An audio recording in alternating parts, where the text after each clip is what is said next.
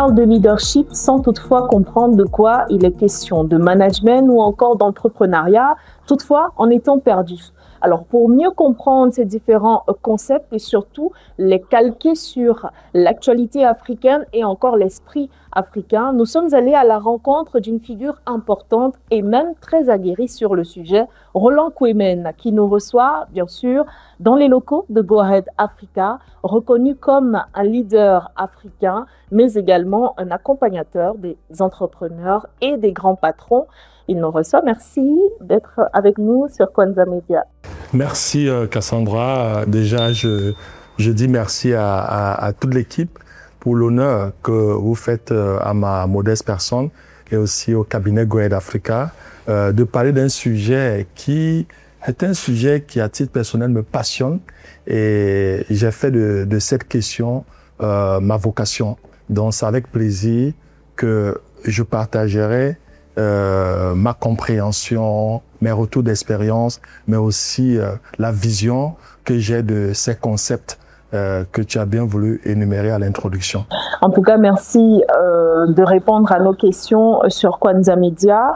On va donc y aller en se demandant comment est-ce que vous, Roland Quémen, vous définissez le véritable leadership dans un univers où il peut être confondu soit à de la manipulation ou à de la simple réussite. Merci. Je pense que je définis le leader d'impact, puisque j'ai publié, comme toute personne ayant une vision, mais une vision qui est inspirante, une vision qui motive, qui fédère, une vision qui permet à ce que ce leader puisse avoir de l'influence, mais surtout une vision qui est au service des autres. Donc, il n'y a pas de leadership sans service. Maintenant, les autres concepts, et ça devient intéressant, la confusion qu'il y a entre manipulateur ou bien le fait d'avoir réussi. Je pense qu'il faut faire une grande différence. Le manipulateur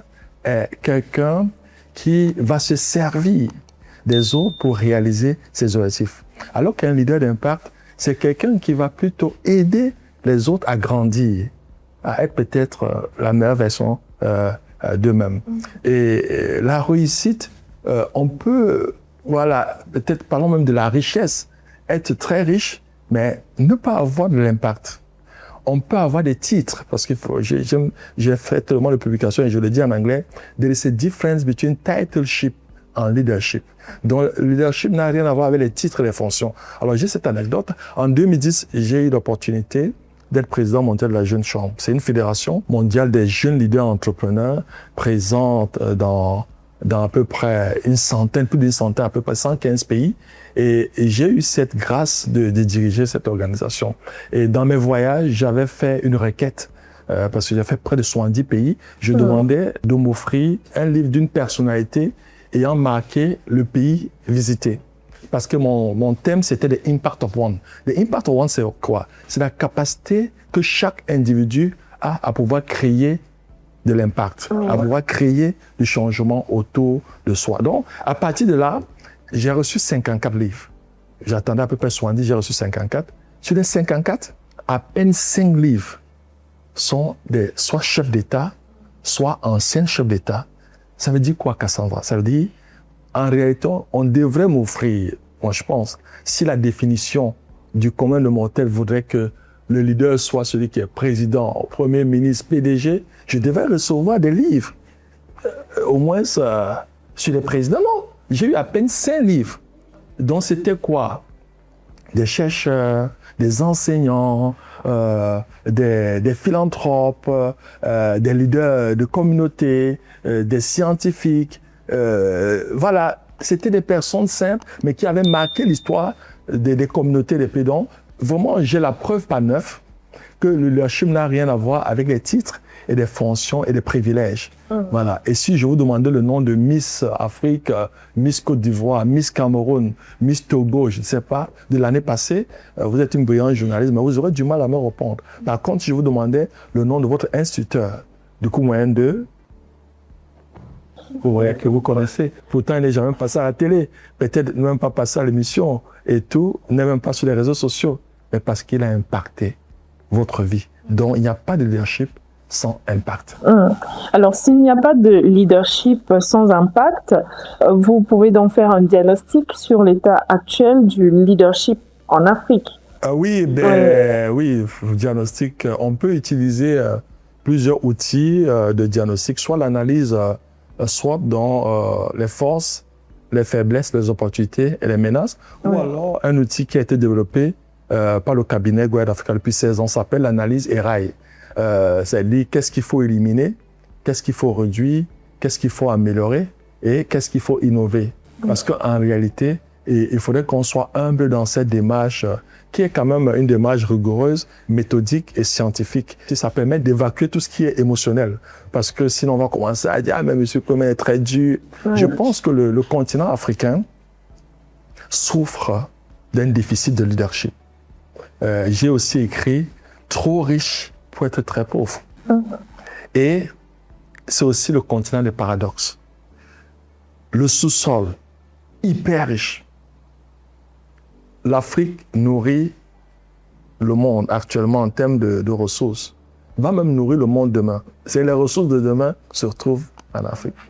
Mais malheureusement, nous sommes le dernier continent. Notre constat et le diagnostic, la conclusion, c'est que c'est le déficit de leadership. Alors, on va voir qu'on a les gros challenges en termes d'excellence. Parce qu'on est beaucoup dans la médiocrité. On a aussi un gros challenge au niveau de la méritocratie. On a un challenge au niveau de l'exécution, au niveau de la discipline, au niveau même de la gestion du temps. On a le challenge aussi, le fameux complexe d'infériorité. Vous savez, l'Africain ou les dirigeants, s'ils veulent bien s'habiller, comment ils s'habillent? S'ils veulent bien manger, comment ils mangent? S'ils veulent se soigner, où est-ce qu'ils se soignent? On considère qu'on est un grand dirigeant quand on se soigne à l'étranger, quand on mange du caviar et qu'on porte des vestes luxe. Le complexe d'infériorité. Donc voilà un ensemble d'éléments de notre diagnostic. Mais, Cassandra, je suis quelqu'un de puissamment optimiste. Parce qu'on a une jeunesse quand même qui est en train de se démarquer, qui n'a pas de complexe d'infériorité. Si on regarde par exemple les jeunes de la Silicon Mountain, c'est à Buea au Cameroun, vous allez voir qu'aujourd'hui, à partir de Kigali, de Bamako, de Buea, d'Abidjan, on peut, et ils sont en train d'offrir des services au monde. C'est vrai que l'intelligence artificielle, tout ce qui est digital, c'est des opportunités extraordinaires. Et ces jeunes n'ont plus de complexe. Il suffit tout simplement qu'il y ait un investissement massif au niveau des infrastructures, que la connexion Internet soit quelque chose de plus démocratisé. Je pense que ces jeunes-là, donc, moi j'ai l'espoir, la situation du leadership africain est un leadership qui est déficitaire, une absence de vision, où des gens, ceux qui dirigent, que ce soit sur le plan politique, sur le plan économique, même que sur le plan des organisations de la société civile, on n'a pas l'ambition. L'ambition s'arrête à nous-mêmes. Et ça, on a besoin des leaders qui sont vraiment ambitieux, qui sont extrêmement patriotiques, qui aiment le continent. Aimer le continent, c'est le rapport de l'enfant à la mère. Vous savez, votre maman peut être une sorcière, écoutez, c'est votre maman. C'est ce type de rapport que les enfants africains devraient avoir avec l'Afrique. Et surtout, les dirigeants. J'évite le mot leader parce que beaucoup ne sont pas leaders. Bon, c'est des administrateurs, des dirigeants. Et si on règle cette question-là, mais j'ai beaucoup d'espoir parce que de plus en plus, quand je regarde les réseaux sociaux, on voit la place de la culture. De plus en plus, on est fiers d'être africain. Notre africanité, ce n'est pas l'Afrique contre les autres, non.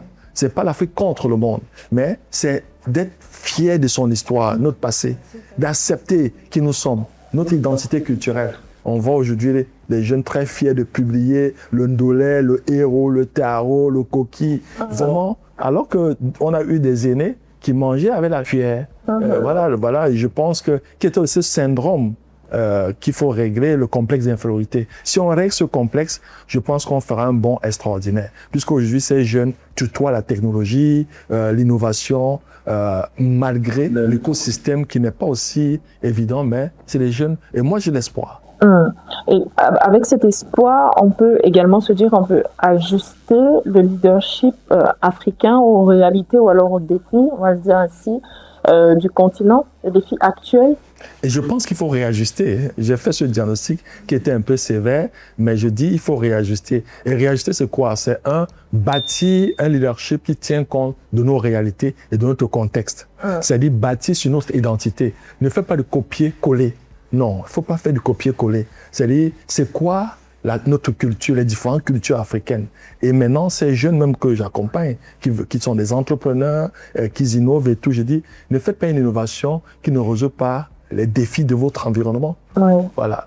N'inventez pas des choses sur Jupiter, oui, qui ne sont pas des solutions aux réalités de votre environnement. Donc, c'est cet ajustement qu'il faut faire. Donc, même dans l'innovation, dans la créativité et même dans l'entrepreneuriat, il faut identifier les défis auxquels vos communautés font face et puis apporter des solutions. La solution à ces difficultés, à ces défis, sont des opportunités de business. Donc, comme quoi, l'Afrique est une terre d'opportunités. Pas seulement parce que le sous-sol est riche, mais aussi ces défis que j'ai énumérés dans le diagnostic. Si on regarde en termes d'état d'esprit, solution, non mindset, vous verrez que c'est une terre d'opportunités. Et justement, la prochaine question parle de ces différentes opportunités.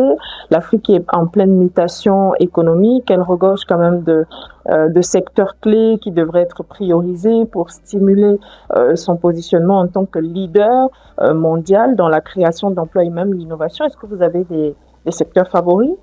Je pense qu'il y a l'agriculture et la transformation. Pourquoi l'agriculture? L'Afrique est essentiellement jeune et c'est l'un des continents où la démographie est galopante. Donc pour moi, cette population est une opportunité. Ce n'est pas une menace, ce n'est pas un problème. Pour moi, c'est une promesse. Donc c'est des bouches à nourrir. Et si c'est des bouches à nourrir, donc il faudrait qu'on commence à se lancer vraiment dans cette agriculture, à moderniser notre agriculture. Ensuite, on peut voir aussi l'agro-industrie. Je vois beaucoup d'opportunités. Il y a aussi tout ce qui est technologie. L'informatique, le digital, l'intelligence artificielle. C'est vraiment des opportunités pour l'Afrique. Je vois les énergies renouvelables. Mais vraiment contexte africain, parce qu'on continue, on a le soleil, on a tout ça, mais on ne capitalise pas sur ce que la nature, le bon Dieu a bien voulu nous donner. Je vois aussi le fait qu'il faut qu'on commence à transformer nos matières premières, peut-être même en sémi, si on n'a pas, mais vraiment on ne peut pas exporter de façon brute. Vous savez, le cacao, incroyable. 60 ans après les indépendances. On dit on est les premiers producteurs de cacao et tout. Vous savez, une barre de chocolat en Suisse, à Paris, à Bruxelles, vous regardez, c'est que la valeur, et vous voyez le papa au champ, mais l'écart est énorme. Donc, il faudrait qu'on soit dans une démarche de valeur ajoutée. La chaîne, qu'on travaille sur toute cette chaîne de valeur. Mais il y a aussi la culture, cette économie qui n'est pas tangible, mais qui est puissante, dans l'industrie culturelle, l'industrie créative. En plus, je vais encore citer Buea, que je connais un peu. J'ai vu comment ces jeunes, avant la crise de Nozo, la musique camerounaise, c'était les jeunes de Buea. Vous les connaissez, Nistaleo, Salatier, Daphné. Mais c'était les jeunes dans les chambres, et tout, étudiants. Comme quoi, et ça positionné. Le Niger est un exemple avec le Nollywood. Et je pense que le Cameroun a des talents. Donc il faudra que ce soit le Cameroun, que ce soit les pays africains, qu'on bâtisse sur cette culture. Le Bénin aussi nous parle. Donc c'est de voir la place de la culture, de l'industrie culturelle. Je pense que ce qu'on mange, comment on s'habille, comment on se divertit, et c'est toute une industrie. Et bien si c'est structuré, on forme, on structure et on investit davantage dans ces secteurs-là, je pense que ça peut créer énormément d'emplois. Et puis voilà, je pense que voilà les secteurs qui me viennent. Maintenant, il est important aussi de consommer ce qu'on produit et de produire ce qu'on consomme. Si on le fait, il faut aussi une intention, une volonté politique, que la commande publique soit prioritairement la commande nationale. C'est-à-dire, je dis n'importe quoi, les meubles. On dit, bon, maintenant, tous les meubles, des ministères, des ceci, ça sera les jeunes menuisiers. Oui. Et si on va arrêter d'avoir des photos de 2014... et tout, c'est des, voilà, c'est des jeunes, voilà. On peut faire les soutenir que d'aller... Parce que sinon, la balance commerciale de la plupart des pays africains est déficitaire. Oui. Après avoir dit on va bouder l'Europe, mais on part maintenant en Asie, que ce soit les médicaments, les suppléments alimentaires. Vraiment, l'Afrique est éternellement un dépotoir, un comptoir. Et ça, il faut régler cette question. Oui. Parce que, voilà, c'est pas dit, bon, on va plus prendre en Europe, on part en Asie, maintenant on importe tout. Même ce qui peut être fait localement. Les compléments alimentaires, les ceci, tout maintenant. C'est dit, après avoir fini, du moins, on a dit au revoir à l'Europe, oui. Alors sinon, maintenant, on a là en Orient, l'Asie, regardez, il dit tout. Et ça, les individus importateurs sont très riches, mais quelle est la valeur?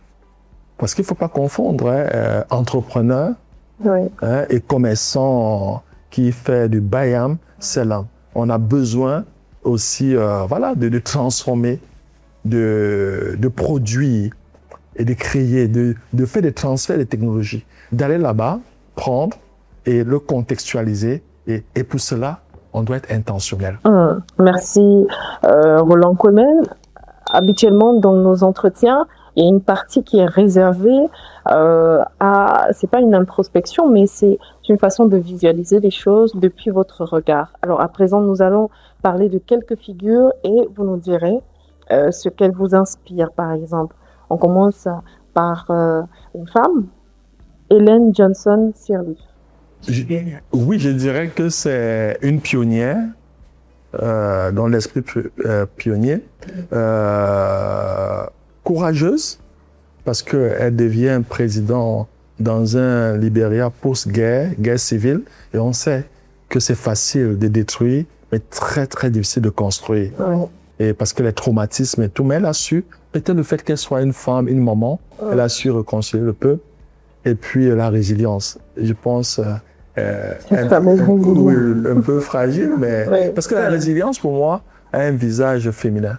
Les femmes sont plus résilientes que les hommes. Peut-être j'ai un parti pris, je suis admiratif des dames, mais voilà.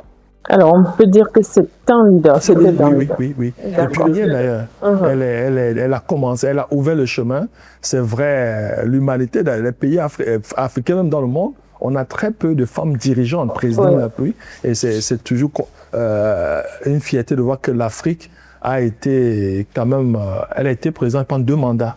Et puis, elle a eu à transmettre le pouvoir de façon pacifique à George Weah. Et tout ça, c'est des exemples aussi, pour montrer qu'on peut avoir une transition, on peut avoir de l'alternance sans qu'il y ait effusion de sang. Donc vraiment, respect et admiration à cette grande dame qui a même une fondation qui fait énormément pour, je pense, le leadership féminin en Afrique.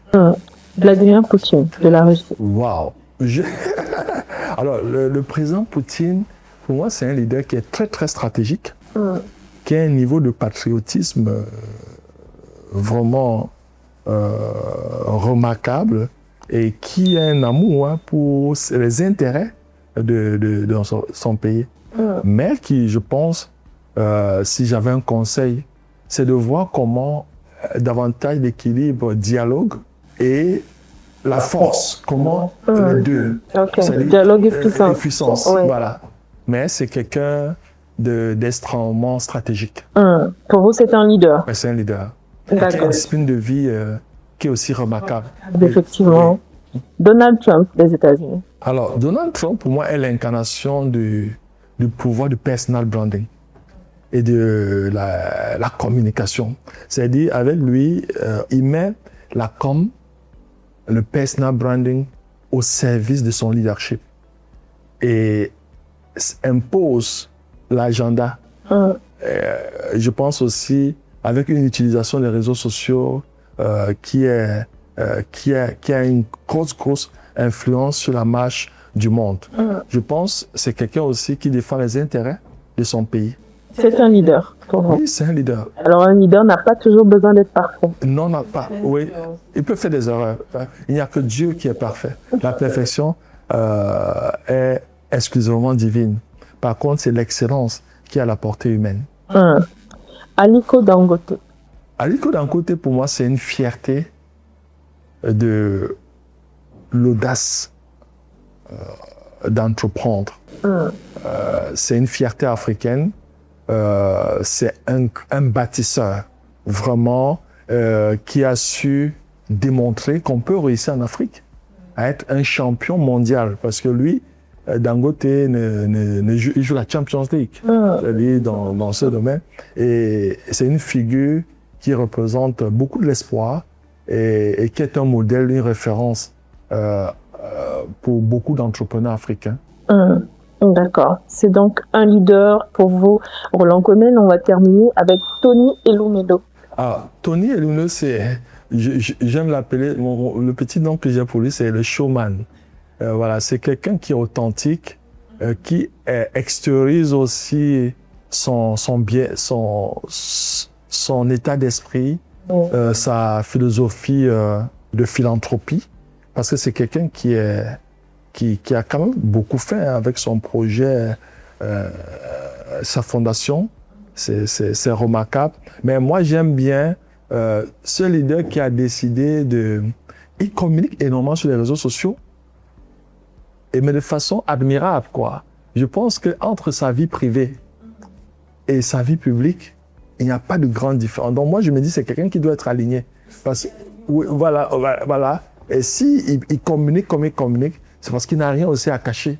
Et je pense que voilà, c'est quelqu'un qui, voilà, chaque jour démontre qu'on peut être heureux, on peut être épanoui, et que ce n'est pas seulement la richesse matérielle, hein, parce qu'il a une joie de vivre qui est... En même temps qu'on a de l'argent, on doit avoir la joie de vivre. Beaucoup de monde. Malheureusement, je connais des gens qui ont beaucoup d'argent, mais qui sont exécrables, qui sont tristes, vraiment, qui ont zéro impact autour de vous. Et je sais de quoi je parle. On retient que ce sont là 5 leaders que vous avez décrits, en tout cas comme tels. Je me félicite d'avoir fait ces choix.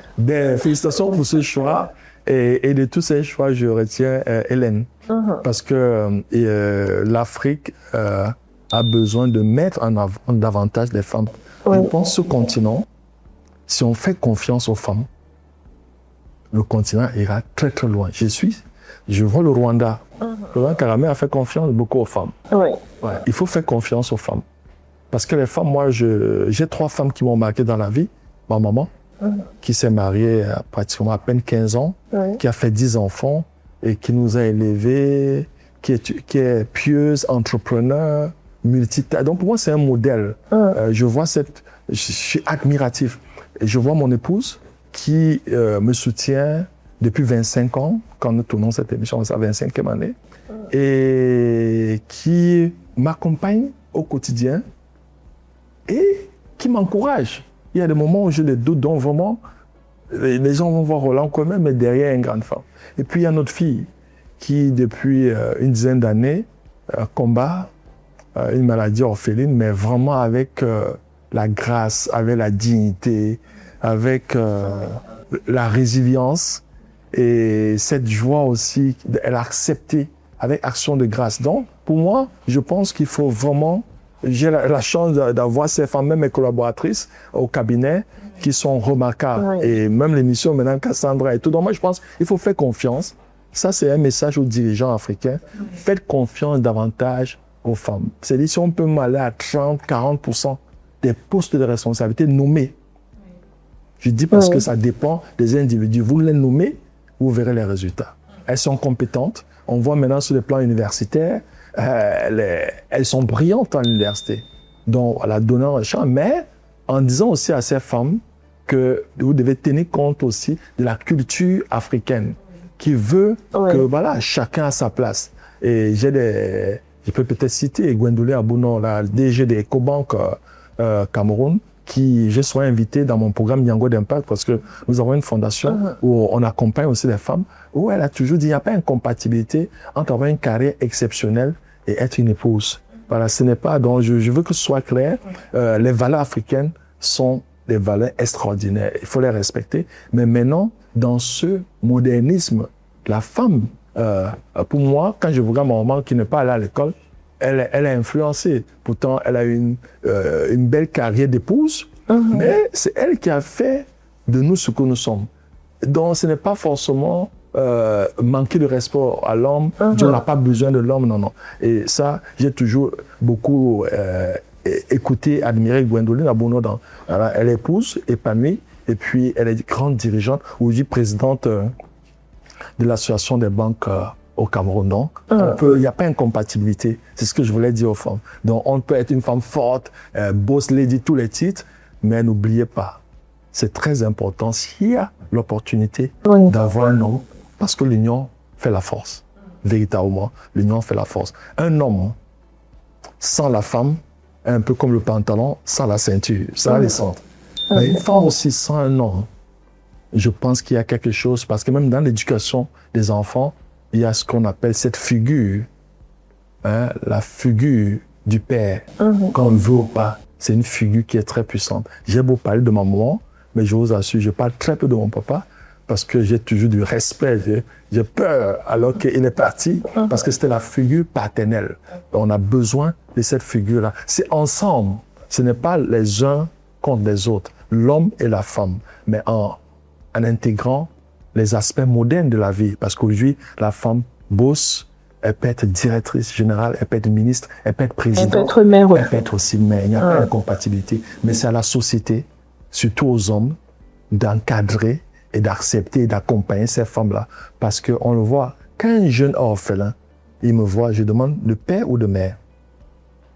S'il me dit de père, bon, j'aurai toujours l'empathie, mais c'est pas trop grave. Parce que la maman se battra et vous deviez. Mais s'il me dit qu'il a perdu sa maman, c'est très grave. Et ça se voit. Quand un enfant, voilà. C'est pas si j'ai tout dit. La femme est très puissante. Mais maintenant, est-ce qu'elle est consciente de cette puissance-là? Ça, je ne sais pas. Et on espère et on croit et on sait que votre cabinet Go Ahead Africa travaille aussi à conscientiser les femmes dans ce sens, être mère, faire grandir sa carrière et ses enfants avec, ainsi que son ménage. Alors, Roland Kouemen, vous avez commis 3 ouvrages sur l'esprit d'impact. Il y avait The Impact of One, Impactitude Spirit tome 1, Impactitude Spirit tome 2.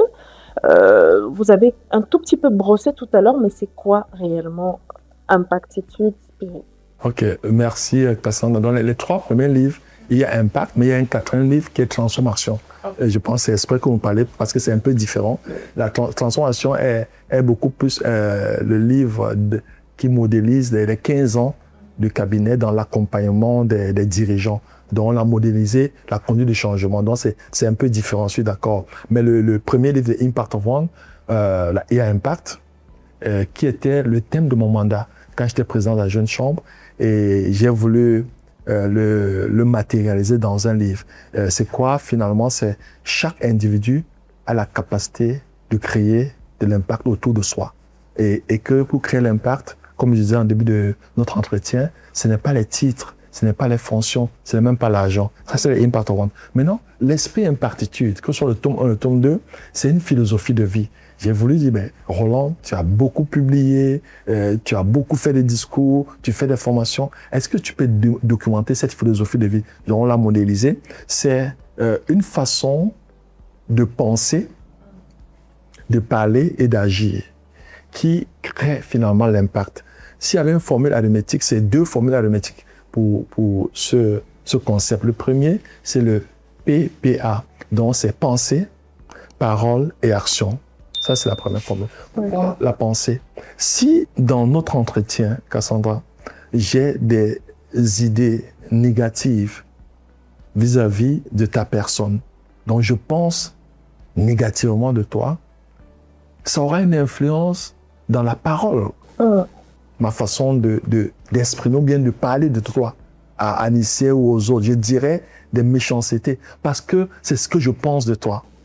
Et s'il fallait agir, s'il y avait une possibilité peut-être de t'aider ou de poser un acte, mon acte sera négatif. Parce que ma pensée est négative. Ma parole est négative, donc mon action sera négative. Maintenant, je peux avoir une pensée qui est positive. Et là, la parole, elle sera positive. Et l'action sera positive. Mais il y a un cas de figure où je pense négativement, mais je parle positivement.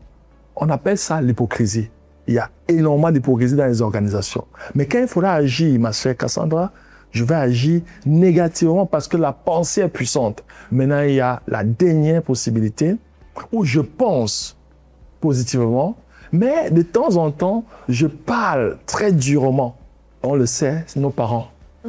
S'il faut agir, les parents vont agir positivement. Donc, c'est l'une des rares options où la pensée est positive, mais souvent la parole est un peu dure. Surtout notre génération où les parents ont été très durs dans les paroles. Quand ils n'étaient pas contents, durs, mais quand il fallait agir, je vous assure, les parents étaient prêts à tout pour que l'enfant réussisse. Donc, voilà la puissance que je démontre dans cette formule arithmétique PPA.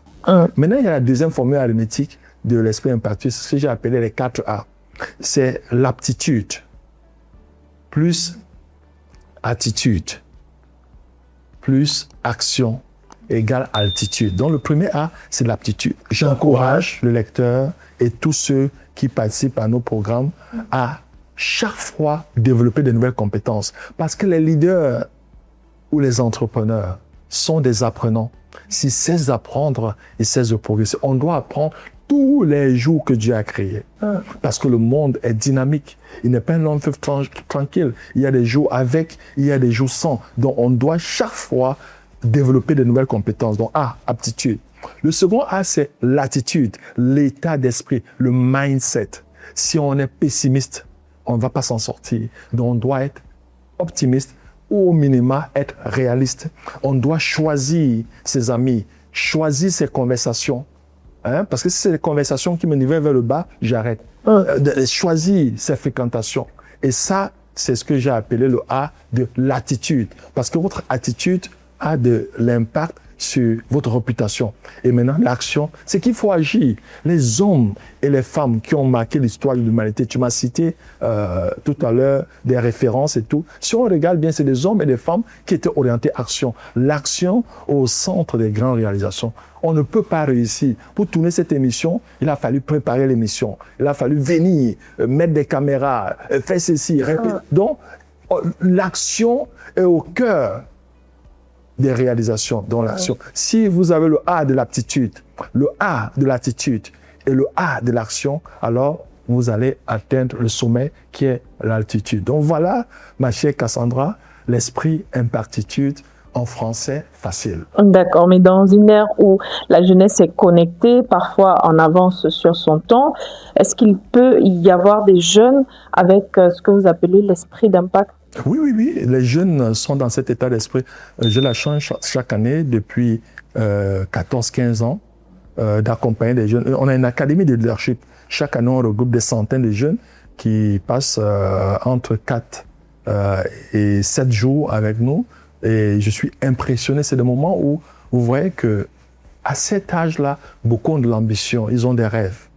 Et ils ont aussi l'état d'esprit qu'il faut. C'est vraiment une question de mindset. Maintenant, quand ils viennent à cette académie, on va tout simplement aider à mieux structurer la démarche, à mieux structurer votre vision de vie, mais aussi à les mettre en réseau avec d'autres jeunes pour qu'ils puissent avoir l'émulation et avoir des conversations qui sont positives, qui sont productives. Donc, effectivement, les jeunes autour de moi ont cet état d'esprit. Des vieux aussi ont, comme il y a des vieux qui ne l'ont pas du tout.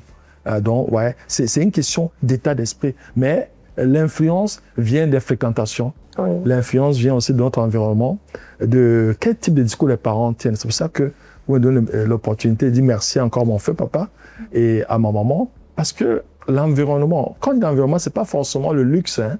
C'est l'environnement en termes d'atmosphère. Merci. Le climat. L'enfant doit se sentir aimé. Oui. Même si on doit corriger. Il sait. L'amour, il faut des preuves d'amour. Hein. Je m'adresse à une dame. Ce n'est pas les discours. Il faut des preuves d'amour. Les preuves d'amour, c'est quoi? C'est les gestes. C'est les actions qu'on pose. Et ça va aider des environnements comme ce qu'on fait à l'académie. Le jeune sort de là avec un état d'esprit complètement... Il gagne en confiance en soi. Il gagne en méthodologie des outils diagnostiques. Mais il gagne aussi en compétences parce que voilà, il voit ce que c'est qu'un business plan, un modèle économique.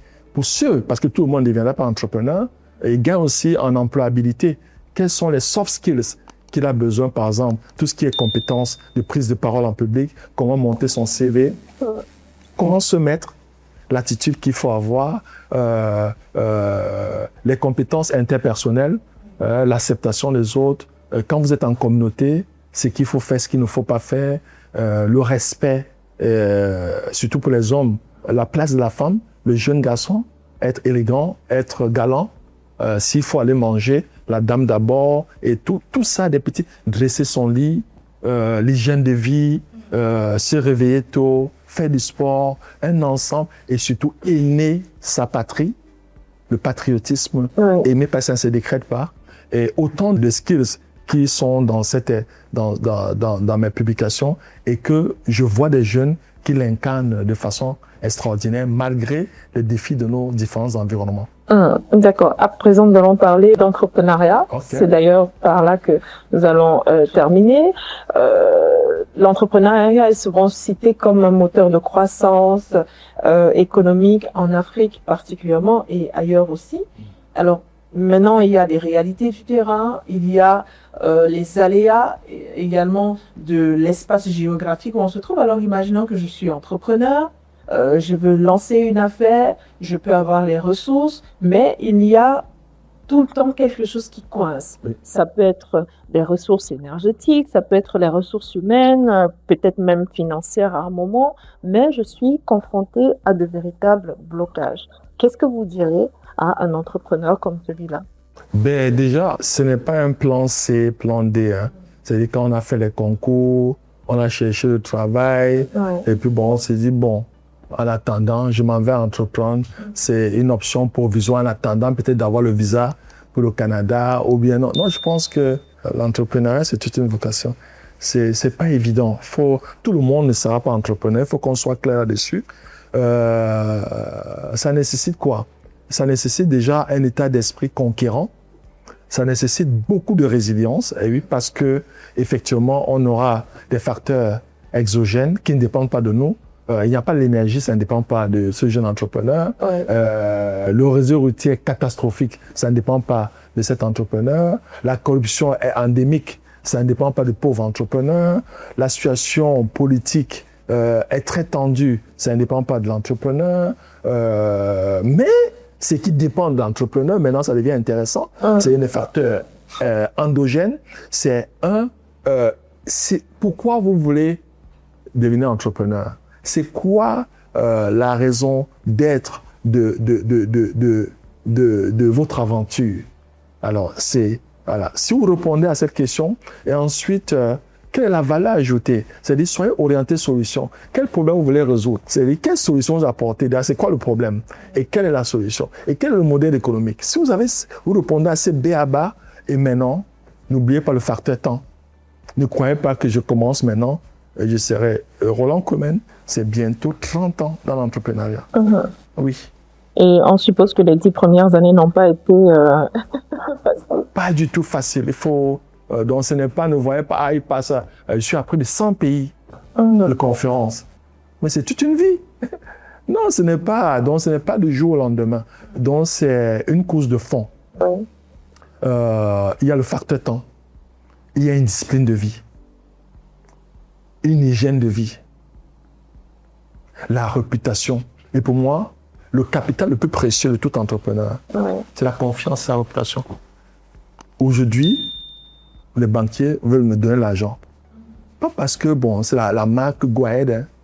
C'est parce que on a confiance. Ils ont vu. Ouais. Si on n'est pas assuré dans les petites choses, on ne sera pas assuré dans les grandes choses. Donc vraiment, les jeunes qui veulent se lancer, oui, les facteurs exogènes, on a déjà vu. On ne peut pas grand-chose. Mais par contre, vous, il y a un travail à faire sur vous. Est-ce que vous êtes sérieux vous-même? Est-ce que vous êtes discipliné? Est-ce que vous êtes exigeant? Est-ce que vous tendez vers l'excellence ou bien vous êtes dans la médiocrité? Est-ce que vous êtes crédible? Quand vous dites que vous allez livrer, c'est les jeunes qui font maintenir. Au départ, c'était la bagarre. Ils font, c'est pas bien. Et quand tu dis c'est pas bien, ils disent, ah, le grand fait là, oh, il nous dérange. Mais aujourd'hui, ils me disent tous merci. Parce que le standard, et on a eu cette conversation, j'espère que mon message est passé. Mon rêve pour le jeune Africain, surtout entrepreneur, c'est d'être ambitieux. Je ne veux plus même le Made in Africa, je veux le Created in Africa. Parce que même des fois, on voit seulement l'habit. Le Created, c'est même déjà exporter notre philosophie. Nos repas, on voit aujourd'hui les trucs italiens partout dans le monde. Les repas chinois dans le monde. Il faudrait que nos repas soient dans le monde entier. Donc, on commence à exporter même notre savoir-faire, nos cultures. C'est ça.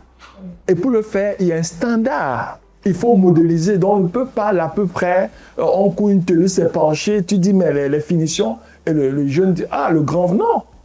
Il faut être exigeant. Ce n'est pas négociable. Parce que la médiocrité ne marche, c'est l'ennemi de l'excellence. Les deux, et dans les 10, j'ai publié, on écrit énormément sur les 10 piliers de la haute performance. Donc vraiment, c'est un niveau. Le premier pilier, c'est la compétence. Donc ces jeunes qui veulent entreprendre, soyez compétents dans vos domaines. Tu dis, tu veux être community manager, tu veux être caméraman, producteur. Excelle dans ce que tu fais. Excelle. Je ne dis pas sois bon. Excelle. Autre élément, la fiabilité, la parole donnée, votre crédibilité. Il y a des éléments sur l'innovation, se réinventer. Donc, ça veut dire chaque jour, comment je vais filmer, comment je vais présenter, comment je vais faire mon intro. Après, regardez l'émission vous-même. Souvent, je regarde mes émissions, les enfants, papa, tu es en train de... Je regarde pour débriefer. Si je refais cette émission, je ferai autrement. Quand je dis je veux, je regarde, ah, ici, j'étais un peu lent, ici, j'ai vite parlé, ici. Donc, cette auto-évaluation, l'excellence, pas la médiocrité. Zéro tolérance à la médiocrité. Ça commence comme un jeu, la médiocrité. C'est pire que le cancer. Si ça entre dans votre organisation, vous êtes fini. Ça va commencer le 8-4. Vous savez, 8-4 pour expliquer aux téléspectateurs, c'est sur 20, hein? C'est pas sur 10. Ouais, et l'exemplarité. Vous dites ce que vous faites ce que vous dites. Avec ça, malgré l'environnement qui sera difficile, vous allez quand même, et vous allez vous en sortir. Merci Roland Koumen. Alors, jeune leader, entrepreneur africain, que faut-il savoir pour faire la différence sur le continent particulièrement? Vous avez déjà parlé de l'excellence, l'exemplarité et tout, mais dans un contexte où il faut relier le retour aux sources à la modernité, ce qu'on appelle la tradition à la vie de tous les jours, mais aussi le poids de l'histoire. Que faut-il savoir pour se démarquer? Il pense qu'il faut être très cultivé, connaître son histoire. Et là, Cassandra, vous avez lâché le mot l'histoire. Il y a 3 temps en matière de leadership, on l'a appris à l'école primaire, sans se rendre compte, le passé, le présent et le futur. Le passé, c'est notre histoire. Si je suis un jeune Camerounais, un jeune Ivoirien, un jeune Nigérien, un jeune Béninois, c'est quoi l'histoire de mon pays? À l'académie, vous devez connaître l'histoire de votre pays. Et cette histoire, c'est aussi une histoire culturelle. Et ensuite, vous devez mieux comprendre les défis présents. Donc, être dans la culture générale. Quels sont les défis auxquels, même une culture, même géopolitique, c'est quoi les enjeux? Parce que nous sommes dans un environnement qui est VUCA, volatile, plein d'incertitudes, la complexité de la géopolitique et l'ambiguïté en termes d'information. Donc, c'est dans cet environnement. Et dans cet environnement VUCA, la solution est VUCA. Mais il faut avoir une vision. Il faut comprendre le understand. Quels sont mes enjeux? C'est quoi mes intérêts? Et choisir ces combats. À la place de la complexité, il faut une clarté d'objectifs. Pas plus de 3 objectifs par an. Pas plus de 3. Même pour votre organisation. J'ai dit tout la Trinité. Et enfin, l'agilité. Pourquoi l'agilité? Plan A, plan B, plan C, jusqu'à plan D. Donc, et c'est ça qui va permettre à ce jeune, dans cet environnement qui n'est pas évident, donc cette culture géopolitique, mais aussi un amour profond pour votre pays, pour ce continent. Vraiment un amour profond. Et à l'image de l'enfant à sa mère, cette relation qui donne vie.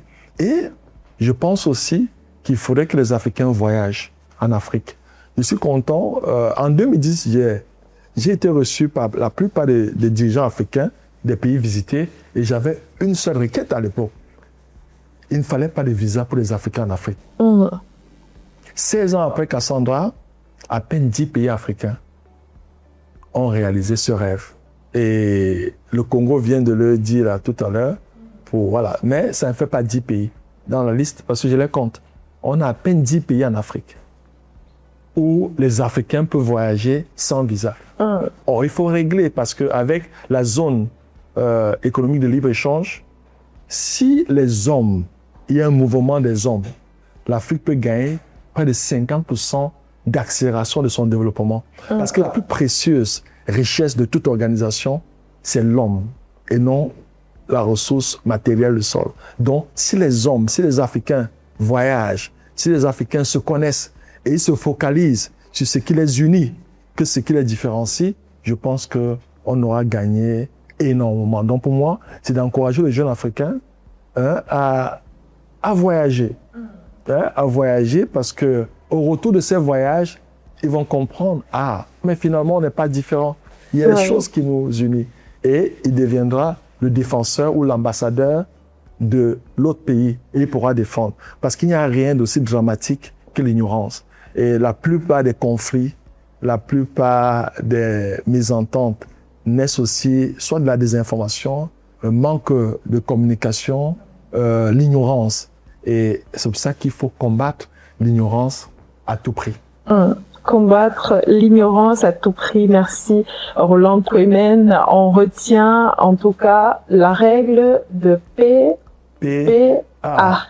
Pensée, parole et action. Merci infiniment d'avoir répondu à nos questions sur Kwanza Media.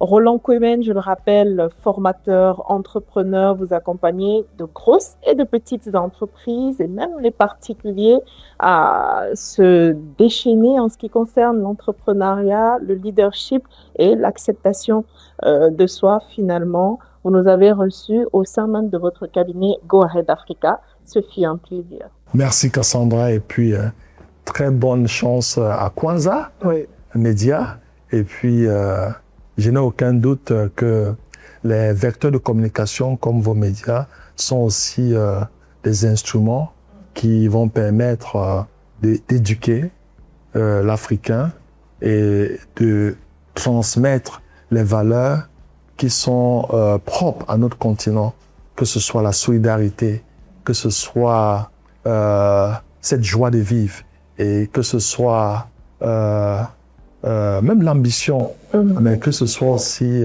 la générosité. Je pense tout ce qui fait les qualités et la beauté de l'Afrique. Parce que, décidément, pour moi, l'Afrique est une promesse et non un problème, surtout sa jeunesse.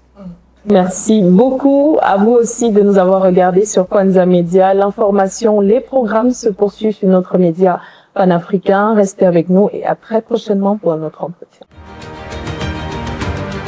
Kwanza Media, au commencement.